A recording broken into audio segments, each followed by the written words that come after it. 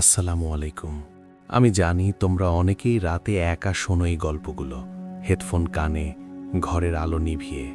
আজকের গল্পটা শুনতে শুনতে যদি মনে হয় পাশে কেউ দাঁড়িয়ে আছে, ফিরে তাকিও না, কারণ এই গল্পটা আমার কাছে পাঠিয়েছে নেত্রকোনার এক শ্রোতা। নাম সে দিতে চায়নি, শুধু বলেছে, ভাই, এটা সত্যি, আমি নিজে দেখেছি। আমার গ্রামে এখনো মানুষ রাত ৩টের পর বাইরে বেরোয় না। তার পাঠানো গল্পটাই আজ তোমাদের বলবো, হুবহু যেভাবে সে অনুভব করেছিল। শুধু চরিত্রের নাম বদলে দিয়েছি তার নিরাপত্তার জন্য।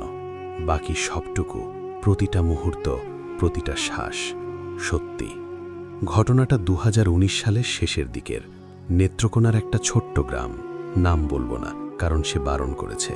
শুধু এটুকু জানো, গ্রামটার ৩ দিকে ধান ক্ষেত, একদিকে একটা পুরনো বাঁশবন, আর মাঝখানে ছোট একটা বাজার। সন্ধ্যা হলেই গ্রামটা যেন মরে যায়। রাস্তায় কেউ থাকে না, কুকুরগুলোও চুপ করে যায়।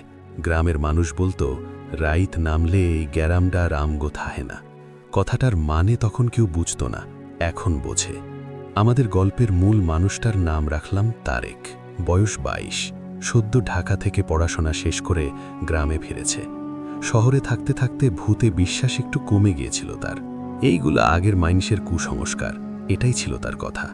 গ্রামে ফেরার পর তার মামা হাশেম আলী একদিন বলেছিল, তারেক, রাত ৩টের পরে মাঠের দিকে যাইস না। তারেক হেসেছিল, বলেছিল, মামা, ভুটটুত নাই, ওইগুলা ভয় থেকে তৈরি হওয়া গল্প। হাশেম আলী সেদিন আর কিছু বলেননি, শুধু একটু চুপ করে গিয়েছিলেন। সেই চুপ করে যাওয়াটাই ছিল আসল সতর্কবার্তা। তারেক সেদিন বোঝেনি। নভেম্বর মাসের এক রাত, শীত পুরোপুরি আসেনি তখনও, কিন্তু রাতের বাতাসে একটা কামড় আছে। তারেকের বন্ধু রিয়াদ এসছে ঢাকা থেকে।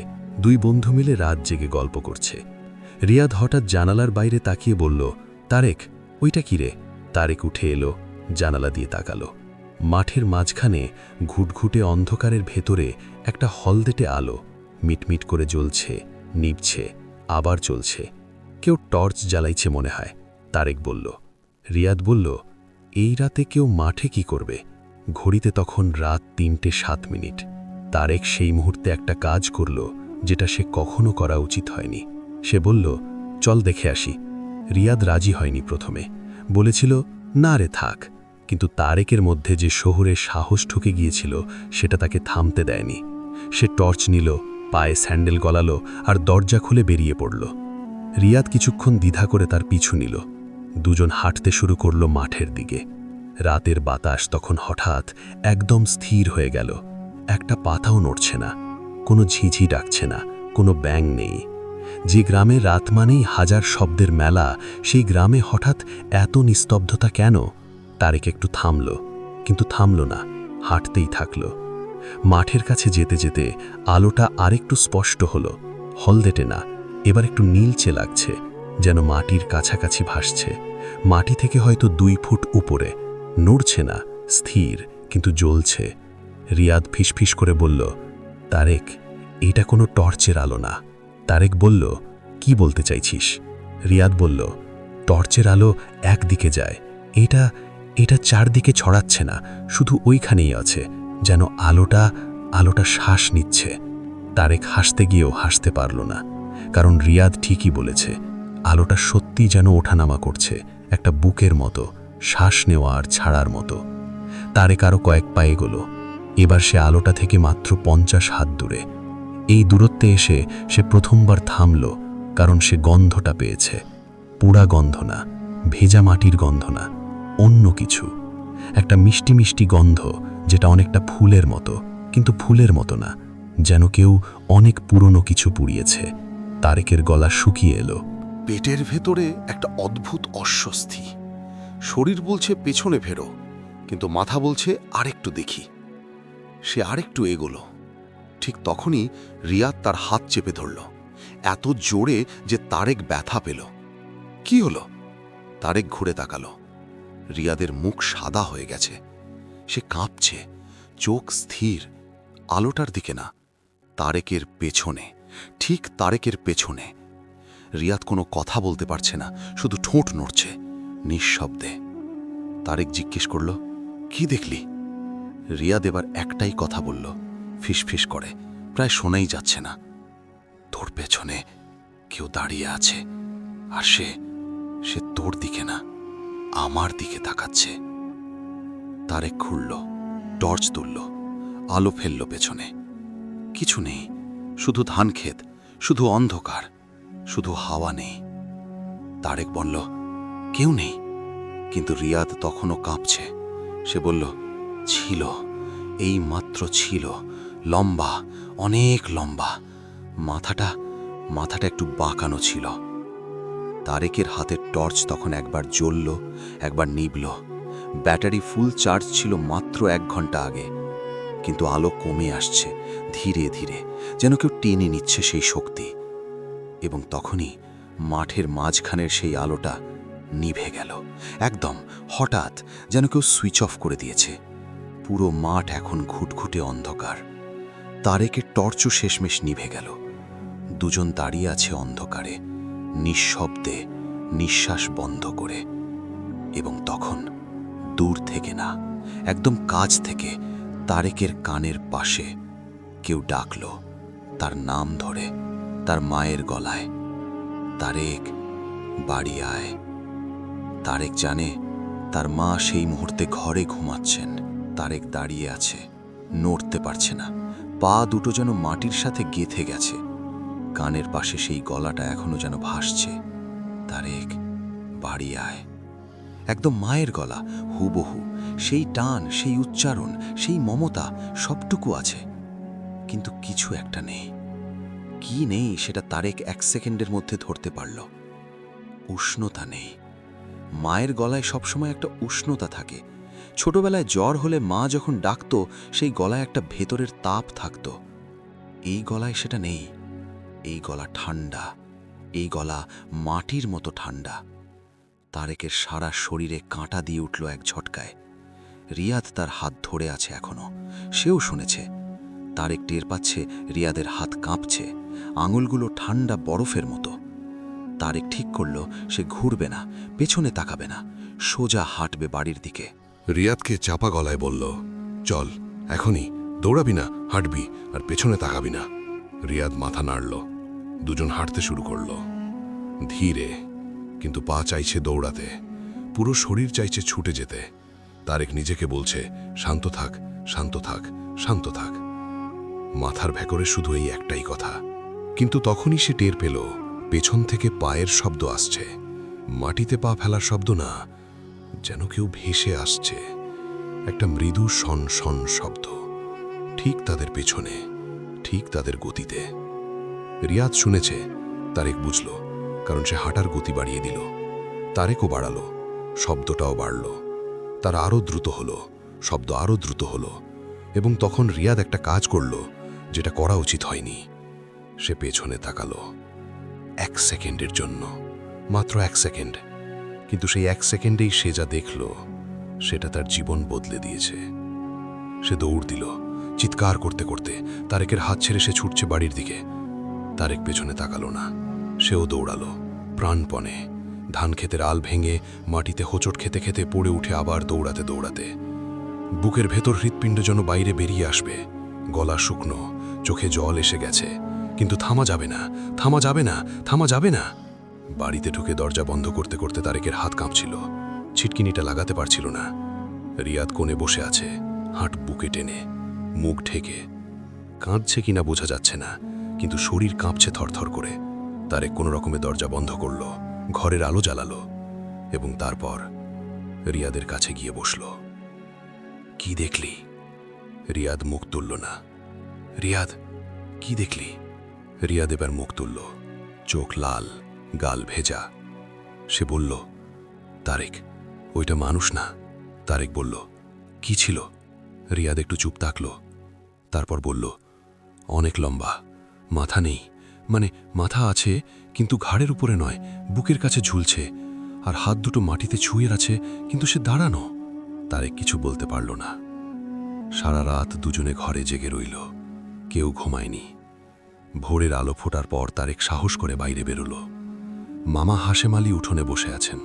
তারেককে দেখেই বললেন, রাইতে বাইরে গেছিলি? তারেক থমকে গেল। আপনি জানলেন কিভাবে? মামা বললেন, তোর মুখ দেখা। তারপর একটু থামলেন, বললেন, আলো দেখছিলি? তারেক মাথা নাড়ল।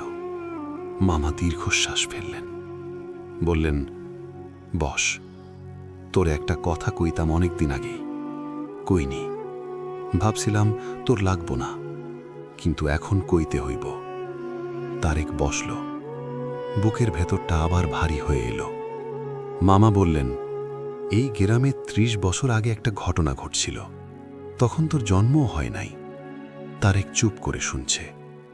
মামা বলে চললেন, এই গ্রামে একটা লোক আছিল, নাম আছিল কাদের মোল্লা। বয়স ৫০-এর ওপরে। একা থাকত, কারো সাথে মিশত না, রাইতে কই যাইতো কেউ জানত না। তারপর একদিন গ্রামের একটা পোলার নিখোঁজ হইল। বয়স ছিল ১২। তারপর আরেকটা, তারপর আর একটা, ৩টে পোলা, কেউ ফেরে নাই। তারেক বলল, কাদের মোল্লা করছিল? মামা মাথা নাড়লেন, বললেন, মাইন সে তাই কইত, কিন্তু কাদের মোল্লারে কেউ কিছু করার আগেই সে একদিন রাইতে মাঠে গেল আর ফেরত আসলো না। তারেক ঢোক গিলল। মানে? মামা বললেন, মানে হইল, যে আলো তুই দেখছোস সে আলো কাদের মোল্লা দেখাইত। ৩টে পোলারে মাঠে নিয়ে গেছিল, আর সেই আলো, সেইটা কাদের মোল্লা জ্বালায় নাই। তারেক বুঝতে পারল না, তাহলে কে জ্বালাইত? মামা এবার সরাসরি তারেকের চোখে তাকালেন, বললেন, যে ৩টে পোলারে নিছে সেই আলো একটা ফাঁদ। যে দেখে সে যায়, যে যায় সে ডাক শোনে, আর যে ডাক শোনে। মামা থামলেন। তারেক বলল, আর যে ডাক শোনে? মামা বললেন, তার নাম যাই না থেলে। তারেকের বুকের ভেতরটা ঠান্ডা হয়ে গেল। সে কাল রাতে তার নাম ধরে ডাকছিল, মায়ের গলায়। তার নাম সে ডাক শুনেছে, মানে সে তার নাম জেনে গেছে।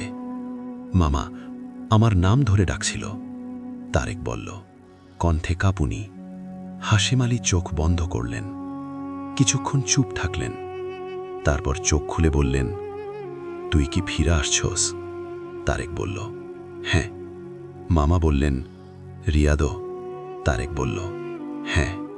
মামা একটু স্বস্তির নিঃশ্বাস ফেললেন, বললেন, ভালো করছস, পেছনে তাকাস নাই তুই, এইটাই বাঁচাইছে। তারেক বলল, রিয়াদ তাকাইছিল। মামার মুখ মুহূর্তের মধ্যে পাল্টে গেল, সেই শান্তির ছায়াটুকু সরে গেল। তিনি বললেন, রিয়াদ এখন কই? ঘরে। মামা উঠে দাঁড়ালেন, দ্রুত পায়ে ঘরের দিকে হাঁটলেন। তারেক পেছনে পেছনে গেল। ঘরে ঢুকে দেখল, রিয়াদ নেই। কোণে যেখানে বসেছিল সেখানে শুধু একটা ছাপ, মাটিতে, ভেজা, যেন কেউ ভিজে পানিয়ে হেঁটে গেছে। বাইরে থেকে ভেতরে না, ভেতর থেকে বাইরে। দরজা খোলা। সকালের আলোয় তারেক দেখল, দরজার চৌকাঠে একটা কালো দাগ, আঙুলের মতো, 5টা আঙুল। যেন কেউ তারেক দাঁড়িয়ে আছে দরজার সামনে, চৌকাঠের সেই 5টা আঙুলের দাগের দিকে তাকিয়ে। দাগটা কালো না, গাঢ় বাদামি, শুকনো না, একটু ভেজা ভেজা, যেন এইমাত্র হয়েছে। তারেক হাত বাড়ালো ছুঁয়ে দেখতে। মামা হাশেম আলী তার হাত ধরে ফেললেন। ছুঁইস না। কণ্ঠে এমন কিছু ছিল যেটা তারেক আগে কখনো শোনেনি। ভয় না, তার চেয়েও গভীর কিছু। যেন এই মানুষটা আগেও এই দাগ দেখেছেন, আগেও এই পরিস্থিতিতে দাঁড়িয়েছেন, এবং সেবার যা হয়েছিল সেটা ভালো কিছু ছিল না। তারেক হাত সরিয়ে নিল। মামা ঘরের ভেতরে ঢুকলেন, চারদিকে তাকালেন। মেঝেতে সেই ভেজা পায়ের ছাপগুলো অনুসরণ করলেন চোখ দিয়ে। ছাপগুলো কোণ থেকে শুরু হয়ে দরজা পর্যন্ত গেছে, কিন্তু উল্টো দিক থেকে কোনো ছাপ নেই। রিয়াদ এঁটে দরজার দিকে গেছে, কিন্তু দরজার বাইরে তার পায়ের কোনো চিহ্ন নেই। মাটিতে না, উঠোনের ধুলোয় না, যেন সে দরজা পর্যন্ত হেঁটে গিয়ে তারপর বাতাসে মিলিয়ে গেছে। তারেক বাইরে বেরিয়ে চিৎকার করল, রিয়াদ, রিয়াদ! গলা ফাটিয়ে। পাশের বাড়ির লোক উকি দিল। কেউ কেউ বেরিয়ে এলো, কিন্তু রিয়াদের কোনো সাড়া নেই। তারেক মাঠের দিকে দৌড়াতে চাইল। মামা তার কাঁধ ধরে থামালেন। একা যাবি না। তারেক বলল, মামা, রিয়াদ ওইখানে গেছে, ওরে খুঁজতে হবে। মামা বললেন, এখন না, দিনের আলোয় যেতে হবে। দল বেঁধে। তারেক বলল, এখন তো দিনের আলো আছে। মামা বললেন, দিনের আলো আছে ঠিকই, কিন্তু ওই মাঠে এখন যাওয়া যাবে না। তারেক বলল, কেন? মামা একটু চুপ থাকলেন, তারপর বললেন, কারণ ভোরবেলা থেকে সকাল 9টা পর্যন্ত ওই মাঠে একটা নিয়ম আছে। রাতে যে সেখানে গেছে সে যদি ফেরত না আসে তাহলে ওই সময়ের মধ্যে মাঠে গেলে সেও আটকা পড়ে যায়। এইটা আমাদের গ্রামের বুড়ারা কইয়া গেছে। তারেক হতাশায় মাটিতে বসে পড়ল। ঘড়িতে তখন সকাল 7:05। 2 ঘন্টা অপেক্ষা করতে হবে। তারেকের মনে হচ্ছিল এই 2 ঘন্টা যেন 2 যুগের সমান। সে বারবার মাঠের দিকে তাকাচ্ছে। সকালের নরম রোদ পড়েছে ধান খেতে, সবুজ পাতায় শিশির চকচক করছে। দেখতে সুন্দর, স্বাভাবিক, কিন্তু তারেক জানে ওই সবুজের ভেতরে কোথাও রিয়াদ আছে, হয়তো। অথবা তারেক সেই ভাবনাটা মাথা থেকে ঝেড়ে ফেলতে চাইল, অথবা আর নেই। সে ফোন বের করল, রিয়াদকে কল দিল। 1 বার, 2 বার, 3 বার। চতুর্থবারে ফোন ধরল। তারেক প্রায় চিৎকার করে উঠল, রিয়াদ, তুই কোথায়? ওপাশ থেকে কোনো কথা নেই, শুধু শ্বাসের শব্দ, ধীর, ভারী, যেন গভীর ঘুমের মধ্যে কেউ শ্বাস নিচ্ছে। রিয়াদ, আমার কথা শুনতে পাচ্ছিস? শ্বাসের শব্দ চলছেই। তারপর একটা শব্দ, একটাই, ফিসফিসিয়ে, আলো। তারেক ফোন থেকে কান সরিয়ে নিল, মামাকে ডাকল। মামা, ও ফোন ধরছে, কিন্তু শুধু কইছে আলো। মামার মুখ গম্ভীর হয়ে গেল। ফোন রাখ, তারেক বলল। কিন্তু ফোন রাখ বলছি। মামার গলায় এবার স্পষ্ট ভয়। তারেক কল কাটল। মামা বললেন, ও এখন ওইখানে আছে, মাঠে, আলোর কাছে, কিন্তু ও এখনো পুরো ভেতরে যায় নাই। তারেক বলল, মানে? মামা বললেন, মানে হইল ও এখনো ফেরত আনা যাবে, কিন্তু যদি আলোটা আবার জ্বলে আর ও সেইটার কাছে যায় তাহলে আর হবে না। আলো কি এখন দেখা যাচ্ছে? তারেক মাঠের দিকে তাকালো। দিনের আলোয় কোনো আলো দেখা যাচ্ছে না। মামা বললেন, দিনে দেখা যায় না, কিন্তু থাকে। ঘড়িতে 9টা বাজার সাথে সাথে মামা উঠলেন। চল। তারেক উঠল। মামা গেলেন পাশের ঘরে। একটা পুরনো কাঠের বাক্স থেকে কিছু বের করলেন। তারেক দেখল কয়েকটা তাবিজ, একটা ছোট্ট শিশি যেটাই কালো তরল, একটা শুকনো গাছের ডাল। মামা তাবিজগুলো তারেকের হাতে দিলেন। গলায় পর। তারেক কোনো কথা না বলে পড়ল। এখন আর সে শহরে যুক্তি দেখাতে যাবে না। কাল রাতের পর থেকে তার সব যুক্তি কোথায় যেন হারিয়ে গেছে। মামা শিশিটা পকেটে রাখলেন, ডালটা হাতে নিলেন। দুজন বেরিয়ে পড়লেন। মাঠে পা দেওয়ার সাথে সাথে তারেক একটা পরিবর্তন টের পেল। বাতাসের তাপমাত্রা। বাইরে সকালের মিষ্টি রোদ, কিন্তু মাঠে পা দিতেই একটা ঠান্ডা ঢেউ এসে লাগল গায়ে, যেন শীতাতপ নিয়ন্ত্রিত ঘরে হঠাৎ ঢুকে পড়েছে। মামা থামলেন না, হাঁটতে থাকলেন। তারেক পাশে পাশে। মাঠের মাঝখানে যেতে যেতে তারেক দেখল ধান গাছগুলো একটু অন্যরকম। মানে ধান গাছই, কিন্তু একটা জায়গায় গাছগুলো একটু হেলে আছে, সব একদিকে, যেন কোনো একটা কেন্দ্রের দিকে ঝুঁকে পড়েছে। সেই কেন্দ্রটার দিকেই এগোচ্ছেন মামা। তারেক বলল, মামা, গাছগুলো দেখছেন? মামা বললেন, হ্যাঁ, এইখানেই আছে। তারেক আগে দেখতে পেল রিয়াদকে, মাঠের মাঝখানে, হাঁটু গেড়ে বসে আছে, মাথা নিচু, চুল এলোমেলো, গায়ে রাতের সেই জামাই আছে। তারেক দৌড় দিতে চাইল। মামা হাত ধরলেন, থাম, সরাসরি যাস না। কেন? ওর দিকে সরাসরি তাকাস না, মাথার উপর দিয়ে দেখ। তারেক বুঝল না, কিন্তু মানল। সে রিয়াদের দিকে তাকালো, কিন্তু সরাসরি না, একটু উপরে। এবং তখনই সে দেখল রিয়াদের চারদিকে একটা আলো আছে। দিনের আলোয় প্রায় দেখা যাচ্ছে না, কিন্তু একটু বাঁকা করে তাকালে দেখা যায়। নীলচে, কাঁপছে, রিয়াদকে ঘিরে আছে, যেন একটা খাঁচা, আলোর খাঁচা।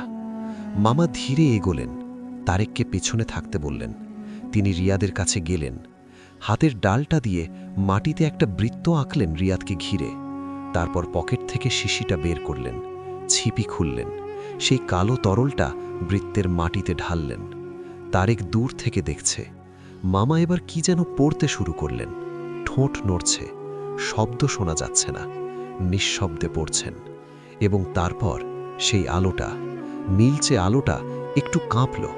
1 বার, 2 বার, যেন বাতাসে মোমবাতির শিখা কাঁপে সেভাবে। তারপর ধীরে ধীরে মিলিয়ে যেতে লাগল। তারেক নিঃশ্বাস আটকে রেখেছে। আলো মিলিয়ে যেতেই রিয়াদ একটু নড়ল, মাথা তুলল, চোখ খুলল। তারেক এগিয়ে যেতে চাইল। মামা হাত তুলে থামালেন। রিয়াদ ধীরে ধীরে উঠে দাঁড়াল, চারদিকে তাকালো, যেন ঘুম থেকে উঠেছে, চোখে ঘোর। তারপর সে তারেককে দেখল। মুখে কোনো ভাব নেই, না অবাক, না ভয়, না স্বস্তি, শুধু তাকিয়ে আছে। তারেক বলল, রিয়াদ, তুই ঠিক আছিস? রিয়াদ কিছু বলল না, শুধু তাকিয়ে রইল। মামা রিয়াদের কাছে গেলেন, তার চোখের দিকে তাকালেন, দুই চোখে। তারপর মামা ঘুরলেন, তারেকের দিকে তাকালেন। তারেক মামার চোখে যা দেখল সেটা আশার আলো না। মামা বললেন, তারেক, কি? রিয়াদ ফিরে আসছে তাহলে? মামা একটু থামলেন, রিয়াদের দিকে এক ঝলক তাকালেন, তারপর তারেকের কানের কাছে মুখ নিয়ে বললেন, কিন্তু ও একা ফেরে নাই। তারিক মামার কথাটা শুনে এক মুহূর্ত স্থির হয়ে রইল। ও একা ফেরে নাই, কথাটা মাথার ভেতরে ঘুরছে। সে রিয়াদের দিকে তাকালো। রিয়াদ দাঁড়িয়ে আছে, স্বাভাবিক, দুটো হাত পাশে ঝুলছে, চোখ খোলা, শ্বাস নিচ্ছে, দেখতে একদম ঠিকঠাক। কিন্তু তারেক লক্ষ্য করল একটা জিনিস, রিয়াদের ছায়া। সকালের রোদ পড়েছে পেছন থেকে, তারেকের ছায়া পড়েছে সামনে, মামার ছায়া পড়েছে সামনে, কিন্তু রিয়াদের ছায়া পড়েছে পেছনে, রোদের উল্টো দিকে। তারেক চোখ কচলালো, আবার তাকালো। না, সে ঠিকই দেখছে, রিয়াদের ছায়া ভুল দিকে। যেন রিয়াদের শরীরের ভেতরে যে আলো, সেটা বাইরের সূর্যের আলোকে মানছে না। তারেক মামার হাত চেপে ধরল। মামা, ওর ছায়া দেখেন। মামা তাকালেন, তিনি দেখলেন তার মুখ আরও গম্ভীর হল। তিনি শুধু বললেন, বাড়ি চল, এখন কিছু করার নাই। তিনজন বাড়ি ফিরল। রিয়াদ হাঁটছে, স্বাভাবিকভাবেই হাঁটছে, কিন্তু একটা কথাও বলছে না। তারেক দুইবার কথা বলার চেষ্টা করল। রিয়াদ, কেমন লাগছে? কোনো জবাব নেই। রিয়াদ, রাতে কি হয়েছিল মনে আছে? কোনো জবাব নেই, শুধু হাঁটছে, চোখ সামনে, মুখ বন্ধ। তারেকের বুকের ভেতর একটা অদ্ভুত কষ্ট জমছে। এই মানুষটা তার বছর 10 বন্ধু, একসাথে স্কুল, একসাথে কলেজ, একসাথে ঢাকায় মেস। এই মানুষটাকে সে চেনে হাতের তালুর মতো। কিন্তু এই মুহূর্তে পাশে হাঁটতে হাঁটতে তারেকের মনে হচ্ছে এই মানুষটাকে সে চেনে না, একদমই চেনে না। বাড়িতে ঢুকে মামা রিয়াদকে একটা ঘরে নিয়ে গেলেন, বললেন, শুয়ে থাক। রিয়াদ শুয়ে পড়ল, কোনো কথা না বলে, যেন একটা মেশিন। বলা হলো শুতে, শুয়ে পড়ল। মামা দরজা বন্ধ করে বেরিয়ে এলেন। তারেককে বললেন, ওই ঘরে একা যাবি না। তারেক বলল, মামা, ওর কি হয়েছে বলেন, আমি বুঝতে চাই। মামা ঘরের ভেতরে গেলেন, তারেককে ইশারা করলেন বসতে। দুজন মুখোমুখি বসল। মামা বললেন, তুই একটু আগে ওর ছায়া দেখছস, বুঝছস মানেটা? তারেক বলল, না। মামা বললেন, ছায়া হইল আত্মার প্রতিফলন। যার ছায়া ঠিকঠাক, তার ভেতরে যা আছে সেটা তার নিজের। যার ছায়া উল্টো, তার ভেতরে যা আছে সেটা তার নিজের না। তারেক ঢোক গিলল, মানে ওর ভেতরে অন্য কিছু ঢুকেছে? মামা মাথা নাড়লেন, ঢুকছে না, ঢোকার চেষ্টা করতেছে। পুরোপুরি ঢোকে নাই এখনো, আমি সময় মতো গেছিলাম বইলা। কিন্তু তিনি থামলেন। তারেক বলল, কিন্তু কি? কিন্তু এইটা এখন ওর পিছে লাগা আছে, ওর শরীরের কাছে আছে, ওর ভেতরে ঢোকার সুযোগ খুঁজতেছে, এবং সে সুযোগ পাবে যদি আজকে রাত 3টের আগে আমরা ওরে মুক্ত করতে না পারি। তারেক বলল, কিভাবে মুক্ত করব? মামা বললেন, একজন মানুষ আছে এই এলাকায়, বয়স্ক, দূরের গ্রামে থাকেন, তারে আনতে হবে, তিনিই পারবেন। কে তিনি? মামা বললেন, হাফেজ সাহেব। মানুষে ডাকে পাগলা হাফেজ, কিন্তু পাগল না। যা দেখতে পান সাধারণ মানুষ তা দেখতে পায় না। তারেক উঠল, আমি যাব। মামা বললেন, একা না, আমি যাব। আপনি এখানে থাকেন, রিয়াদের কাছে। মামা একটু ভাবলেন, তারপর বললেন, ঠিক আছে, কিন্তু শোন, রাস্তার বাঁয়ে একটা পুরনো তেঁতুল গাছ আছে, সেই গাছের নিচে দাঁড়াবি না, হাঁটার গতি কমাবি না, সামনে তাকাবি, আর যদি কেউ তোর নাম ধরে ডাকে সাড়া দেবি না, যে কেউ হোক। তারেক মাথা নাড়ল, বেরিয়ে পড়ল। রাস্তায় নেমে তারেক দ্রুত হাঁটছে। গ্রামের রাস্তা, দুই পাশে বাড়ি, গাছপালা, মাঝে মাঝে খোলা জায়গা। সকালের রোদে সবকিছু স্বাভাবিক দেখাচ্ছে। মানুষ চলাফেরা করছে, বাচ্চারা খেলছে, কিন্তু তারেকের মনের ভেতরে স্বাভাবিকতা নেই। সে হাঁটছে আর ভাবছে রিয়াদের কথা, সেই শূন্য চোখ দুটোর কথা, সেই নিঃশব্দ হাঁটার কথা। তারপর সে দেখল তেঁতুল গাছ, রাস্তার বাঁয়ে বিশাল, ডালপালা ছড়ানো, গাছের নিচে ঘন ছায়া। এই রোদেও সেই ছায়া কালো মনে হচ্ছে। তারেক গতি বাড়ালো, গাছ পেরিয়ে যাচ্ছে, প্রায় পেরিয়ে গেছে। ঠিক তখনই তারেক ডাক এলো গাছের ছায়া থেকে। গলাটা রিয়াদের গলা। তারেক থামল না, হাঁটতেই থাকল, কিন্তু বুকের ভেতরে একটা চিৎকার উঠছে। কারণ রিয়াদ এখন বাড়িতে শুয়ে আছে, সে এখানে থাকতে পারে না। এই গলা রিয়াদের না, এই গলা শুধু রিয়াদের মতো। কাল রাতে মায়ের গলায় যেমন ডেকেছিল, আজ রিয়াদের গলায় ডাকছে। তারেক সামনে তাকিয়ে হাঁটতেই থাকল।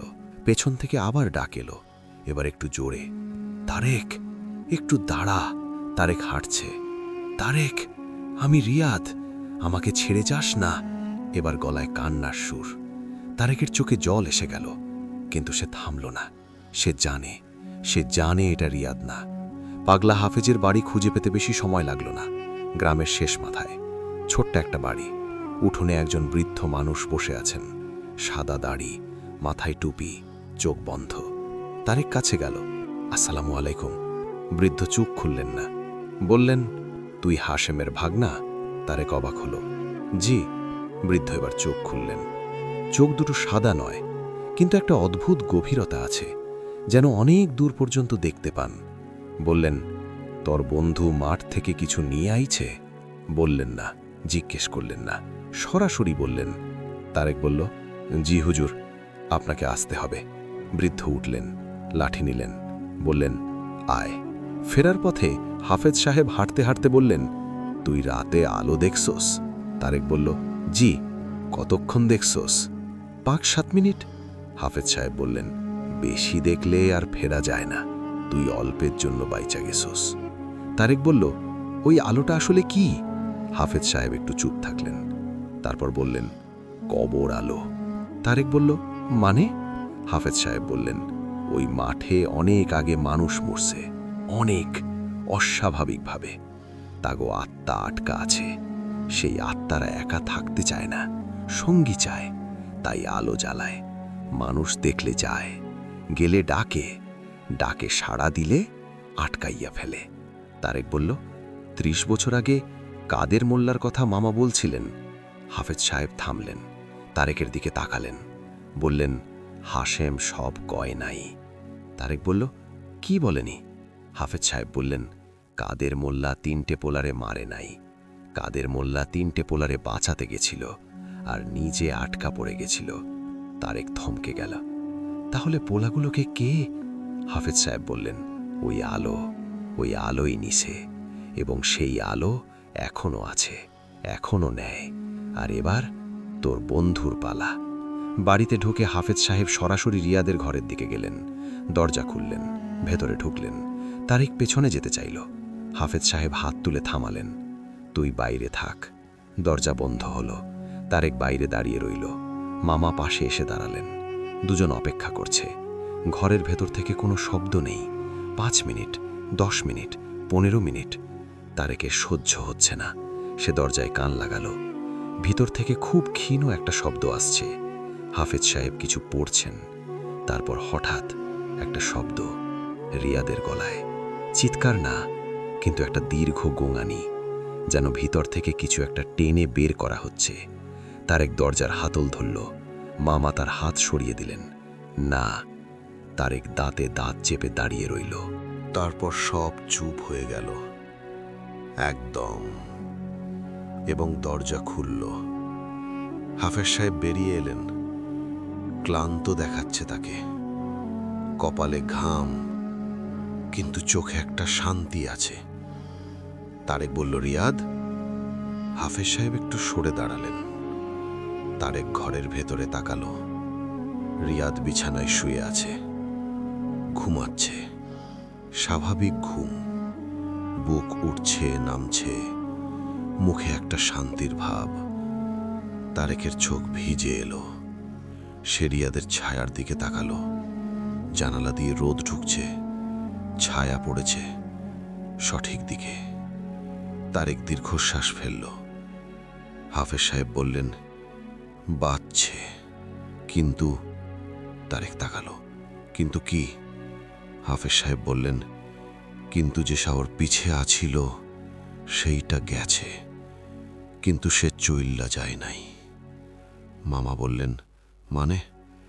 হাফেজ সাহেব বললেন, মানে হইল সে এখন তোমাগো বাড়িতে আছে, ঘরের ভেতরে, আর সে এখন খুঁজতেছে নতুন কাউরে। হাফেজ সাহেবের কথাটা বাতাসে ভাসছে। সে এখন তোমাগো বাড়িতে আছে। তারেক ঘরের চারদিকে তাকালো। দেয়াল, ছাদ, মেঝে সব স্বাভাবিক। দিনের আলোয় সব পরিষ্কার দেখা যাচ্ছে। কিছু নেই, কেউ নেই।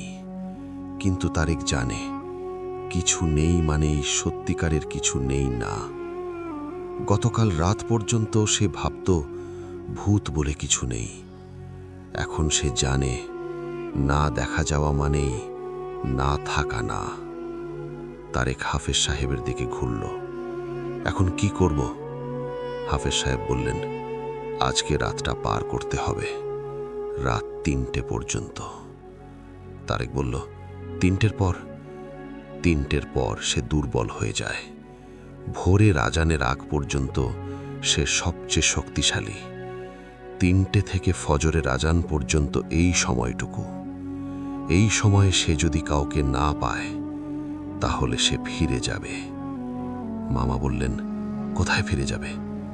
হাফেজ সাহেব বললেন, মাটির নিচে, যেখান থেকে এসেছে। তারেক বলল, আর যদি পায়? হাফেজ সাহেব সরাসরি তারেকের চোখে তাকালেন, বললেন, তাহলে আর ফেরত যাবে না, এই বাড়িতেই থেকে যাবে স্থায়ীভাবে। কথাটা শুনে তারেকের পিঠ দিয়ে ঠান্ডা স্রোত নামল। হাফেজ সাহেব বললেন, আজকে রাতে 3টে কাজ করতে হবে। 1, সন্ধ্যার আগেই ঘরের প্রতিটা দরজা জানালায় এই পানি ছিটিয়ে দিতে হবে।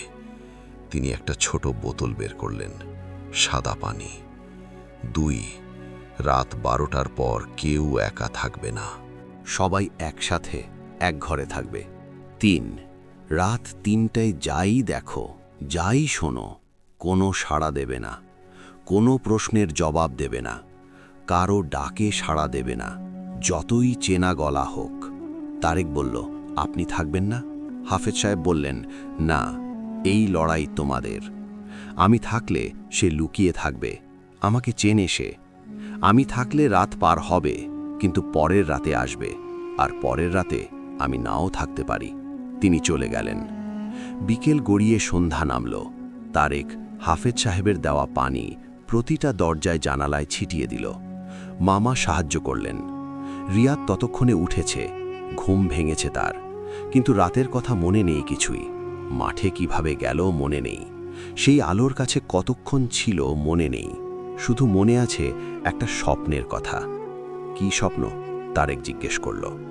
রিয়াদ বলল, একটা মাঠ, কুয়াশায় ভরা, আর মাঠের মাঝখানে অনেক মানুষ দাঁড়িয়ে আছে, কিন্তু তাদের মুখ নেই। সব মানুষের মুখের জায়গায় শুধু মসৃণ চামড়া, আর তারা সবাই আমার দিকে তাকিয়ে আছে, এবং কেউ একজন আমার হাত ধরেছে, ওই মুখহীন মানুষগুলোর দিকে নিয়ে যাচ্ছে। তারেকের গলা শুকিয়ে গেল। তারপর? রিয়াদ বলল, তারপর ঘুম ভেঙে গেল। রাত 8টায় 3জন এক ঘরে বসল। মামাও সাথে আছেন।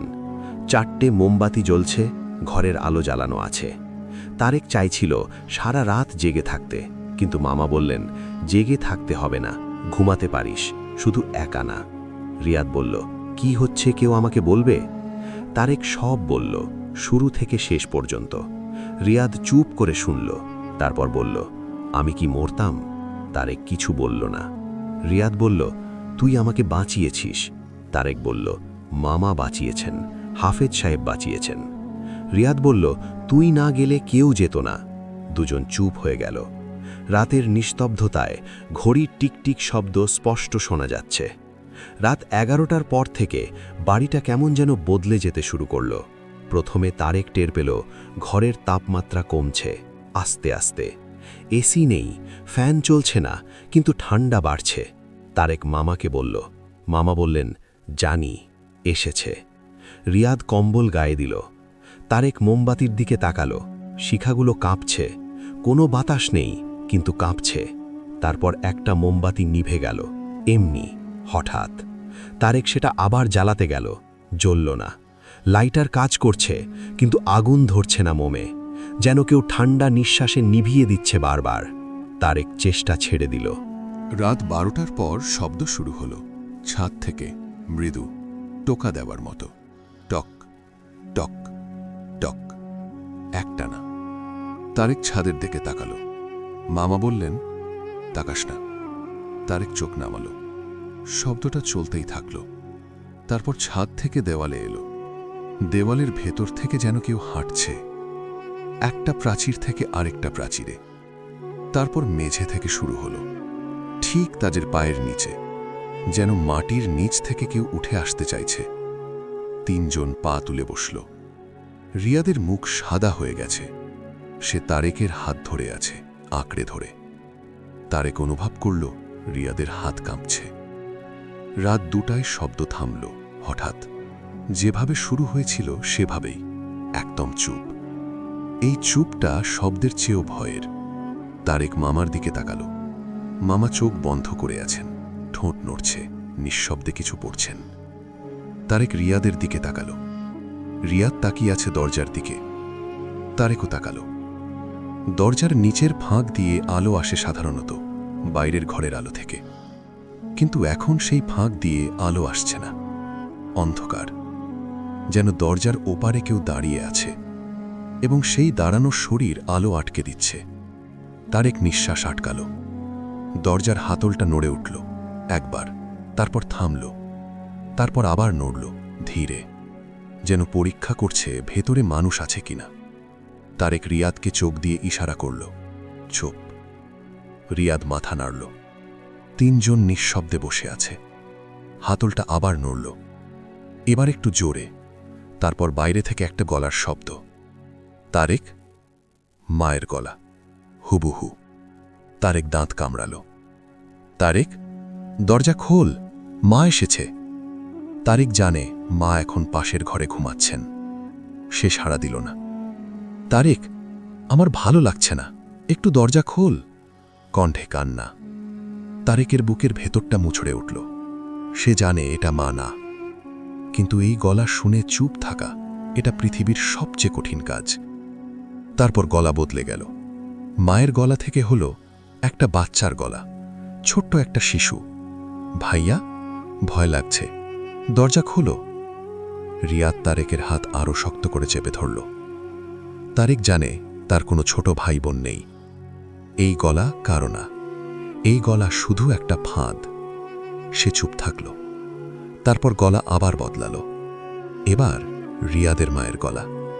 রিয়াদ, বাবা, আমি তোর মা, একটু দরজা খোল। রিয়াদের চোখে জল এসে গেল। সে উঠতে চাইল। তারেক তার হাত ধরে রাখল। রিয়াদ ফিসফিস করল, তারেক, এটা আমার মায়ের গলা। তারেক মাথা নাড়ল। না, না রে। রিয়াদ কাঁদছে, কিন্তু বসে রইল। ঘড়িতে 3টে বাজার 2 মিনিট বাকি। বাইরে এখন চুপ, কোনো গলা নেই, কোনো শব্দ নেই। কিন্তু দরজার নিচের ফাঁক এখনো অন্ধকার। এখনো সেখানে কিছু একটা দাঁড়িয়ে আছে। তারেক ঘড়ির দিকে তাকিয়ে আছে। 1 মিনিট, 50 সেকেন্ড, 40, 30, 20, 10। এবং তখনই দরজায় একটা জোরালো ধাক্কা, একটাই, এত জোরে যে পুরো দরজা কেঁপে উঠল। 3 জন চমকে উঠল। তারপর ঘড়িতে 3টে বাজল এবং দরজার নিচের ফাঁক দিয়ে আলো ফিরে এলো। বাইরের ঘরের স্বাভাবিক আলো। সেই দাঁড়িয়ে থাকা অন্ধকার সরে গেছে। মামা চোখ খুললেন, দীর্ঘশ্বাস ফেললেন, বললেন, গেছে। তারিক বলল, সত্যি গেছে। মামা বললেন, এখনকার মতো, ফজরের আজান হলে পুরোপুরি যাবে। রিয়াদ এখনও কাঁদছে, ফুপিয়ে ফুপিয়ে। তারিক তার কাঁধে হাত দিল, কিছু বলল না, কিছু বলার নেই। তারা তিনজন চুপ করে বসে রইল, অপেক্ষা করছে ফজরের আজানের জন্য। এবং অনেকক্ষণ পর দূর থেকে আজানের সুর ভেসে এলো, মিষ্টি, শান্ত, অন্ধকার ভেদ করে। তারেকের চোখে জল এসে গেল। সে টের পেল ঘরের ঠান্ডাটা কমে গেছে, বাতাস স্বাভাবিক হয়ে এসেছে। নিভে যাওয়া মোমবাতিটা কেউ ছোঁয়নি, কিন্তু সেটা জ্বলে উঠল নিজ নিজে। ছোট্ট একটা শিখা, কাঁপছে না, স্থির। কিন্তু ভোরের আলোয় যখন তারেক উঠে দরজা খুলল, তখন সে মেঝেতে একটা জিনিস দেখল। দরজার ঠিক বাইরে একটা ছোট্ট কাগজের টুকরো, ভাঁজ করা। তারেক তুলল, খুলল। ভেতরে কিছু লেখা। তারেকের হাত কাঁপতে শুরু করল, কারণ এই হাতের লেখা সে চেনে। এটা রিয়াদের হাতের লেখা, এবং লেখা আছে মাত্র একটা লাইন, আমি এখনো মাঠে আছি, তোমরা যাকে ঘরে নিয়ে এসেছ সে আমি না। কাগজটা তারেকের হাতে কাঁপছে। রিয়াদের হাতের লেখা একটাই লাইন, আমি এখনো মাঠে আছি, তোমরা যাকে ঘরে নিয়ে এসেছ সে আমি না। তারেক ঘুরল, ঘরের দিকে তাকালো। রিয়াদ বিছানায় বসে আছে, তারেকের দিকে তাকিয়ে স্বাভাবিক মুখে একটু হাসছে। সেই হাসিটা দেখে তারেকের বুকের ভেতরে কিছু একটা ভেঙে পড়ল, কারণ এই হাসি রিয়াদের না। রিয়াদ যখন হাসে তার বাঁ গালে একটা ছোট্ট টোল পড়ে, সেই টোল নেই। মুখের পেশি ঠিকঠাক আছে, ঠোঁট সঠিকভাবে বাঁকছে, কিন্তু সেই একটা ছোট্ট টোল নেই। 10 বছরের বন্ধুত্বে এই একটা জিনিস তারেক 1000 বার দেখেছে, এবং এই মুহূর্তে সেটা নেই। মানে এই মুখটা রিয়াদের মুখ না, এই শরীরটা রিয়াদের শরীর, কিন্তু ভেতরে যে আছে সে রিয়াদ না। তারেক কাগজটা পকেটে রাখল, মুখে কিছু বলল না, স্বাভাবিক ভঙ্গিতে ঘরে ঢুকল। মামাকে চোখ দিয়ে ইশারা করল। মামা বুঝলেন। তিনি উঠলেন, বললেন, চা বানাই, সবাই খাবি? রিয়াদ বলল, হ্যাঁ। গলা একদম স্বাভাবিক। তারেক বলল, আমিও আসছি। দুজন রান্নাঘরে গেল। তারেক মামার হাতে কাগজটা দিল। মামা পড়লেন। তার মুখ মুহূর্তের মধ্যে পাথর হয়ে গেল। ফিসফিস করে বললেন, হাফেজ সাহেবকে ডাকতে হবে এক্ষুনি। তারেক বলল, কিন্তু ওটা যদি টের পায়? মামা বললেন, পাবে না, ওরা চালাক, কিন্তু একটা জিনিস পারে না, মানুষের মনের ভেতরের কথা পড়তে পারে না। মুখে যা বলবি সেটাই বুঝবে। তারেক বলল, আমি যাব হাফেজ সাহেবের কাছে। মামা বললেন, যা, কিন্তু স্বাভাবিকভাবে বেরো, কোনো তাড়া দেখাবি না। তারেক ঘরে ফিরল, রিয়াদের দিকে তাকালো, বলল, একটু বাজারে যাই, নাস্তা আনি। রিয়াদ বলল, আমিও যাব। তারেকের বুকে চাক্কা লাগলো, কিন্তু মুখে হাসল। তুই থাক, সারা রাত জেগেছিস, একটু শুয়ে থাক, আমি আসছি। রিয়াদ একটু চুপ করে রইল, তারেককে দেখছে। সেই চোখ দুটো স্থির। মানুষের চোখ একটু নড়ে, পলক ফেলে, এদিক ওদিক যায়। এই চোখ দুটো একদম স্থির, যেন দুটো কাঁচের গোলা বসানো আছে মুখে। তারেক সেই দৃষ্টি সহ্য করে হাসি মুখে দরজার দিকে হাঁটল। পেছন থেকে রিয়াদ বলল, তারেক। তারেক থামল, ঘুরল না। কি? রিয়াদ বলল, তুমি কি কিছু পেয়েছ দরজার কাছে? তারেক 1 সেকেন্ড থামল, তারপর বলল, না তো। কেন? রিয়াদ বলল, এমনি। তারেক বেরিয়ে গেল, বুকের ভেতরে হাতুড়ি পেটাচ্ছে। হাফেজ সাহেব সব শুনলেন, কাগজটা দেখলেন, তারপর বললেন, আমি জানতাম। তারেক বলল, জানতেন? হাফেজ সাহেব বললেন, কাল যখন ওকে মাঠ থেকে আনলাম তখনই একটু সন্দেহ হয়েছিল, কিন্তু নিশ্চিত ছিলাম না। এখন নিশ্চিত। তারেক বলল, আসল রিয়াদ কোথায়? হাফেজ সাহেব বললেন, মাঠে, আলোর ভেতরে। ওর আত্মা আটকে আছে সেখানে।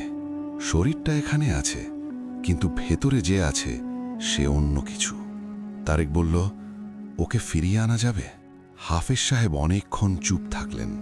তারপর বললেন, যাবে, কিন্তু কাজটা কঠিন এবং বিপজ্জনক। তারেক বলল, কতটা বিপজ্জনক? হাফেজ সাহেব বললেন, যে যাবে সে হয়তো ফিরবে, হয়তো ফিরবে না। তারেক একটুও দেরি না করে বলল, আমি যাব। হাফেজ সাহেব তারেককে থামালেন না, শুধু বললেন, আজ রাতে আবার মাঠে যেতে হবে, আলোর কাছে, এবং এবার আলোর ভেতরে ঢুকতে হবে। তারেক বলল, ভেতরে ঢুকলে কি হবে? হাফেজ সাহেব বললেন, ভেতরে একটা জায়গা আছে, সেখানে যারা আটকা পড়েছে তারা আছে। রিয়াদ আছে সেখানে, তাকে খুঁজে বের করতে হবে এবং তার হাত ধরে বাইরে আসতে হবে। তারেক বলল, এটাই শুধু?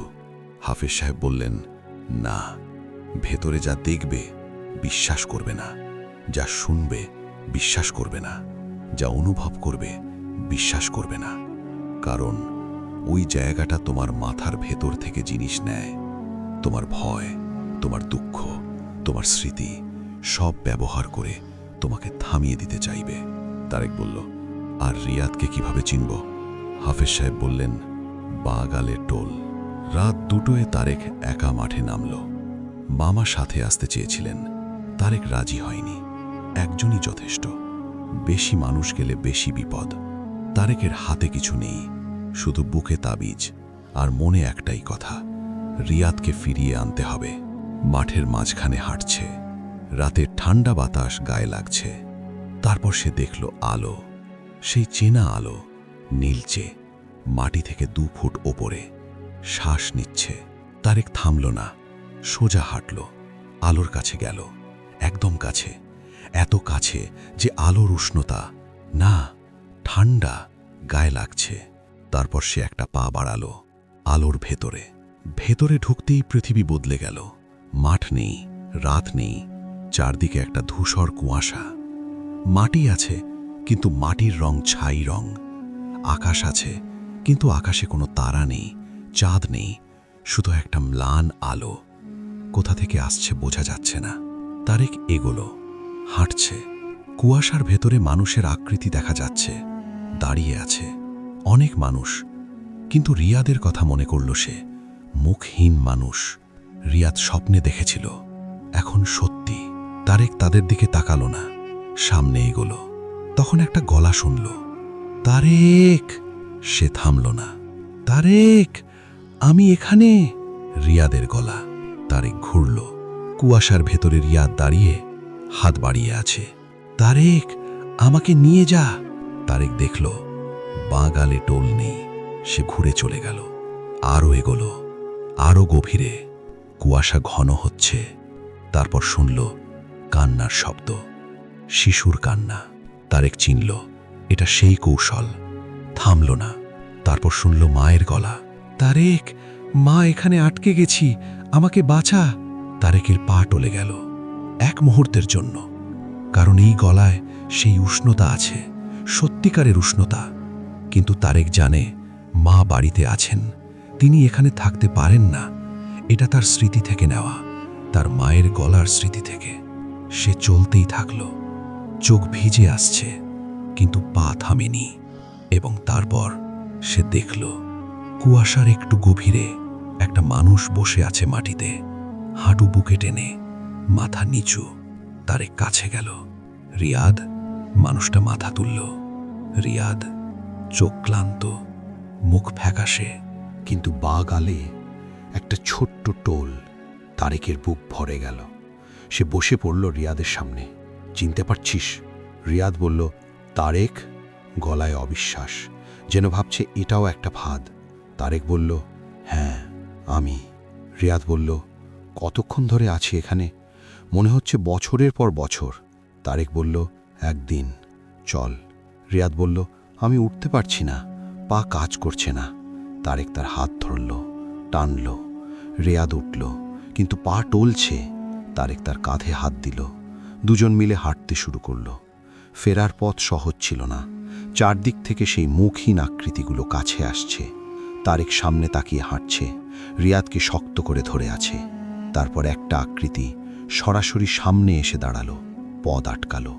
লম্বা, অনেক লম্বা, ঘাড় বাঁকানো, হাত মাটি পর্যন্ত ঝুলছে। তারেক থামল না, সে সরাসরি এগিয়ে গেল। ভেতরে ভয় আছে, কিন্তু পা থামেনি। আকৃতিটার ভেতর দিয়ে হেঁটে গেল যেন। একটা বরফ ঠান্ডা অনুভূতি সারা শরীরে ছড়িয়ে গেল 1 সেকেন্ডের জন্য।